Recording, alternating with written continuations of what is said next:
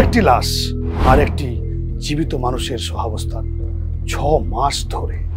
Police যখন পৌঁছায় দরজা খুলতেই তাদের নাকে এসে লাগে এক দম বন্ধ করা গন্ধ, দেহের কঙ্কাল, একটি মেয়ের দেহের কঙ্কাল। কিছু জামা কাপড় এখনো আছে, কিন্তু 3 বছর ধরে এই দেহ ছিল ওই ঘরে, আর পার্থ ছিল সেই ঘরেই, সেই বিছানার পাশে। ডায়েরি, নোট, স্কেচ আর ধর্মগ্রন্থে ভর্তি একটা ঘর, আর সেখানে লেখা রিবার্থ, সোল প্রিজার্ভেশনস, নেক্রোফিলিয়া। নমস্কার, আমি বিপ্লব কুমার সিনহা, আর আপনারা দেখছেন আমার সাথে BK spot files. When I speak, you listen.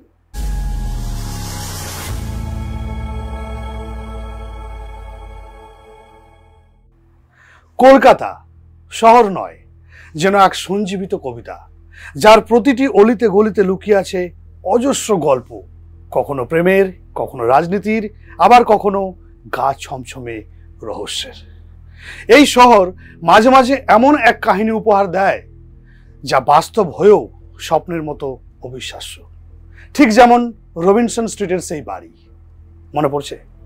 একটি বন্ধ জানালা, এক জীর্ণ দরজা, আর তার পিছনে চাপা পড়ে থাকা নিঃসঙ্গতার এক নীরব চিৎকার।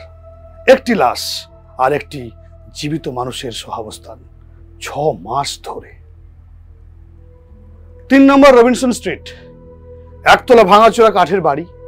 পুলিশ যখন পৌঁছায় দরজা খুলতেই তাদের নাকে এসে লাগে এক দম বন্ধ করা গন্ধ, পচনের, মৃত্যুর আর নিঃসঙ্গতার গন্ধ। সেই গন্ধ যা বোঝানো যায় না, শুধু অনুভব করা যায় মনের গহীনে। কলকাতা পুলিশ একটা ফোন পায়, একটা বাড়িতে আগুন লেগেছে বলে খবর আসে পাকশিস থানায়। দমকল পৌঁছয় ঘটনাস্থলে। রবিনসন স্ট্রিটের একটা পুরানো ভগ্নপ্রায় বাড়ি। পোড়ার গন্ধ, ধোঁয়া, সবকিছুর মাঝখানে উদ্ধার হয় এক পুরুষের দগ্ধ দেহ। পরে জানা যায় তিনি ছিলেন অরুণ দে, এক প্রাক্তন সরকারি কর্মচারী, পার্থর বাবা। এখন সাধারণত আগুনে মৃত্যুর ঘটনার তদন্তে পরিবার এবং পরিজনদের খোঁজ নেওয়া হয়। তখনই পুলিশের ঘরে খুঁজে পায় পার্থ দেকে। জানতে পারে আরেক বোনের কথা, দেবযানীরও, কিন্তু দেখা যায় না তার বোন দেবযানীকে। দেবযানীর খোঁজ পড়তেই চোখে পড়ে ঘরের এক কোণে থাকা একটা অদ্ভুত জিনিসে, একটা বিছানা যেটার উপর চাদর পাতা। চাদর সরাতেই পুলিশ যা দেখে, তা দেখে তাদের চক্ষু চড়ক গাছ হয়ে যায়। একটি মেয়ে দেহের কঙ্কাল, একটি মেয়ের দেহের কঙ্কাল।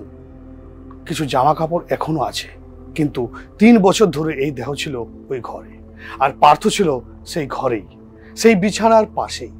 আর সেই কঙ্কালটি ছিল তার নিজের বোন দেবযানী দের। ঘরের ভিতর অন্ধকার, এক কোণে কাঠের চৌকি, চৌকির উপর শুয়ে আছে একটা শরীর, নাম দেবযানী দে। আর তার পাশেই বসে আছেন এক পুরুষ, সাদা ধুতি পরনে, ঊর্ধ্বাঙ্গে কিচ্ছু নেই, চোখ দুটি যেন শূন্যতায় চুষে গিয়েছে।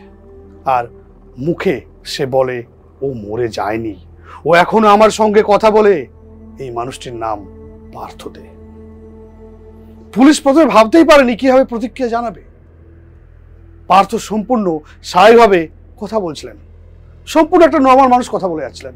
কিন্তু যতই খোলা হয়, সেই ঘরের দরজা যতই খুলে তাকে দেখতে থাকে এক অবিশ্বাস্য মানসিক জটিলতার দরজা। ডায়েরি, নোট, স্কেচ আর ধর্মগ্রন্থে ভর্তি একটা ঘর, আর সেখানে লেখা রিবার্থ, সোল প্রিজার্ভেশনস, নেক্রোফিলিয়া। এসব যেন এক বিষাদগ্রস্ত সৃষ্টির চিত্রনাট্য। তদন্তে উঠে আসে ভয়াবহ এক কাহিনী। দে পরিবার ছিল কলকাতার সম্ভ্রান্ত শিক্ষিত পরিবার। দেবযানী ছিলেন সঙ্গীত শিল্পী, পার্থ ছিলেন সফটওয়্যার ইঞ্জিনিয়ার। 2007 সালে মার মৃত্যু হয় বাবার। তার আগে ছেড়ে চলে যায় তার বোনও। কিন্তু পার্থ সেই দেহ দাহ করেনি। 6 মাস ধরে রেখেছিলেন নিজের ঘরে। খাবার দিতেন, গান শোনাতেন, কথা বলতেন, কারণ তিনি বিশ্বাস করতেন আত্মা যায়নি, সে ফিরবে, সে ফিরে আসবে। সাইকিয়াট্রিস্টরা বলেছিলেন এটি সাইকোটিক গ্রিপ ডিসঅর্ডার। কিন্তু প্রশ্ন উঠেছিল, একটি বাড়িতে 6 মাস ধরে পচন ধরেছে, কিন্তু কেউ টের পেল না? প্রতিবেশী, আত্মীয়, সমাজ, নাকি আমরা কেবল সেই সত্যকেই মেনে নিই যা আমাদের চোখ দেখে, মন নয়? এই কেস আদালত পর্যন্ত গড়ালেও কোনো ফৌজদারি মামলা হয়নি পার্থর বিরুদ্ধে, কারণ সে তো আর হত্যা করেনি, শুধু রেখেছিল একটা লাশ। ভালোবাসা, আস্থা আর এক চরম বিভ্রমের চাদরে মুড়ে। 2017 সাল, আরো এক নিস্তরঙ্গ দিন। এইবার পার্থর শরীর মেলে পাওয়া যায় একটি বাথটবে। নিঃশব্দে, নিঃসঙ্গভাবে বিদায় নিয়েছিলেন তিনিও। রবিনসন স্ট্রিটের কাহিনীর শেষ পৃষ্ঠাটি লেখা হয়েছিল তার নিজেরই রক্তে। এটা ছিল রবিনসন স্ট্রিট, নিঃসঙ্গতার এক নৃশংস উপাখ্যান। এক গল্প যেটা কোনো ভূতের গল্প নয়, তবু শির দ্বারা বেয়ে ঠান্ডা স্রোত বয়ে যায়। শুনছিলেন নিভৃত মোড়ে এক আনকরা রহস্যের কাহিনী।